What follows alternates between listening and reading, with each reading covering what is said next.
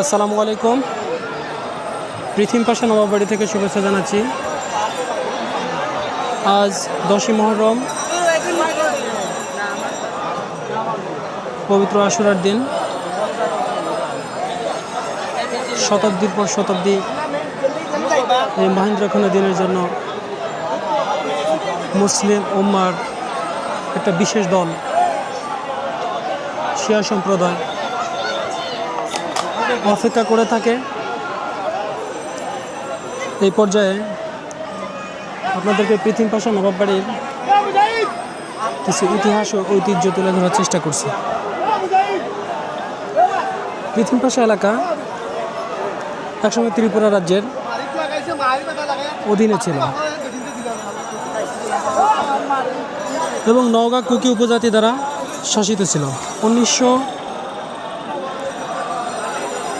1792 সালে সিলেটে নিযুক্ত কাজী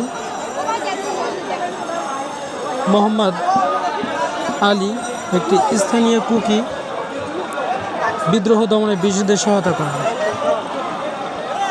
তার এই সেবার জন্য ব্রিটিশরা তার পুত্র গাউস আলী খানকে 1200 হাল প্রায় 14,400 বিঘা জমি জায়গির প্রদান করে। 1857 সালে সিপাহী বিদ্রোহের সময় হাবিলদার রজব আলীর নেতৃত্বে চট্টগ্রামের বিদ্রোহীরা গাউস আলী খানের সমর্থনে সিলেটে আসে। যদিও তিনি সরাসরি সহায়তা করেননি, তবে তিনি তাদের পাহাড়ে আশ্রয় নেওয়ার পরামর্শ দেন।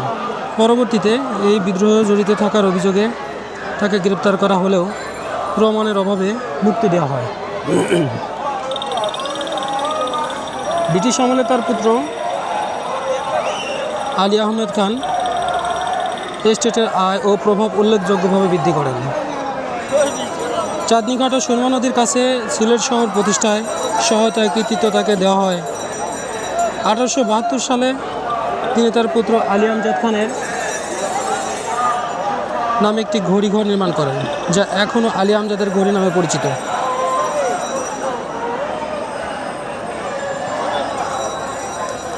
নবাব আলী আমজাদ খান বৃহত্তর সিলেটের অন্যতম প্রভাবশালী জমিদার হয়ে ওঠেন। তার জনহিতকর কাজের মধ্যে ছিল চাঁদনীঘাট সিঁড়ি নির্মাণ, বিশুদ্ধ জলের জন্য পুকুর খনন। তার সময়ে এই এস্টেটে ত্রিপুরার মহারাজা রাধাকিশোর, মানিক্য বাহাদুর এবং এমনিকি ইরানের শাহের মতো বিশিষ্ট ব্যক্তিরা আতিথ্য গ্রহণ করেন। শাহের সফর নিশ্চিত করার জন্য পাকিস্তানের কেন্দ্রীয় কর্তৃপক্ষ জেনারেল আইয়ুব খানকে নিযুক্ত করেন। আইয়ুব খান পরে সামরিক আইন ঘোষণা করেন এবং 1958 সালে পাকিস্তানের রাষ্ট্রপতি হন।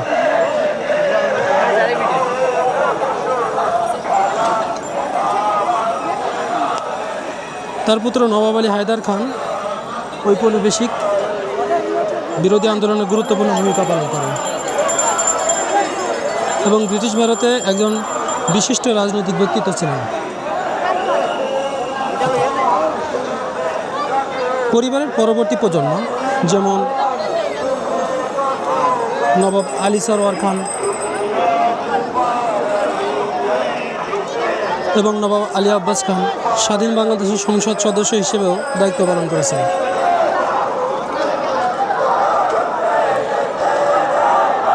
এস্টেটটি মৌলভীবাজার শহর থেকে 47 কিলোমিটার পূর্বে অবস্থিত এবং প্রায় 25 একর জুড়ে বিস্তৃত। এখানে বিভিন্ন পুরানো ভবন, অলঙ্কৃত স্থাপত্য শৈল, একটি শিয়া ধাঁচের ইমামপাড়া,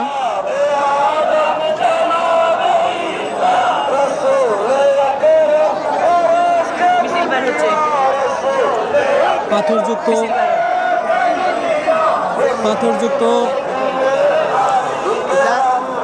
একটি বড় পুকুর রয়েছে। প্রতিটা কাঠামোর অভিজাত সৌন্দর্য জমিদার বংশের সম্পদ এবং মর্যাদার প্রতিফলন ঘটে।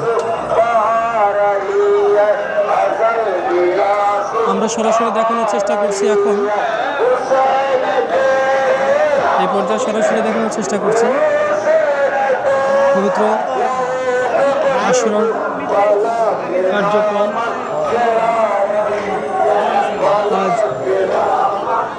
10ই মুহররম।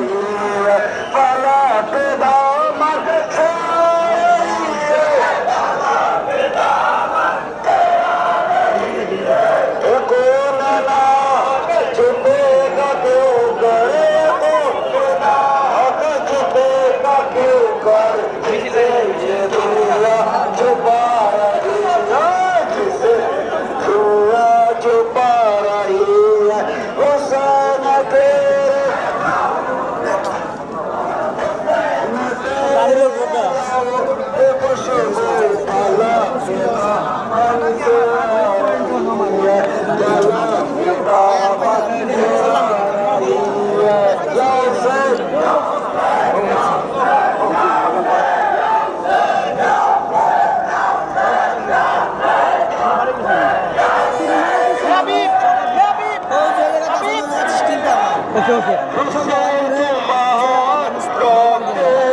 ঠিক আছে, যাই একলগে গ্রুপ হয়ে যাবেন যারা শুনুন। আচ্ছা ভাই ঠিক আছে, আমরা সেম পজিশন। ঠিক আছে ভাই, আমরা সেম পজিশন।